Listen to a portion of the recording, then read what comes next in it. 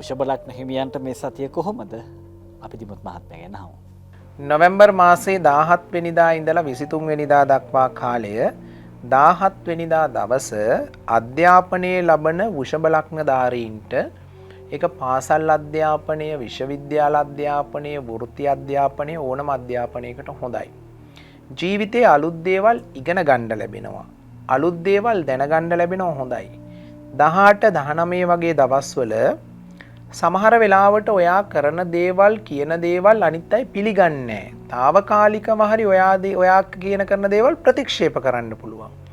ප්‍රශ්නයක් නෑ. ඔයා හරි දේ නම් කරන්නේ 18 19 ඔයා කියන දේවල් මිනිස්සු පිළි නොගත්තට ඔයාගේ හෘද සාක්ෂියට අනුව ඔයා හරි දේ කරන්නේ.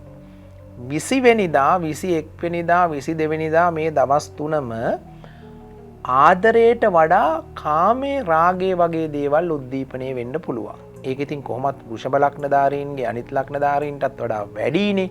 කාමයේ වැඩිම ලග්නයක් තමයි වෘෂභ ලග්නේ. ඉතින් ඒ වගේ දේවල් විරුද්ධ ලිංගිකයන් එක්ක හැසිරෙද්දි ටිකක් පාලනය කරගන්න ඕනේ 21 22 23 දවසත් ටිකක් විතර ශරීර සෞඛ්‍ය තත්වයට සුබ වෙන්න බෑ.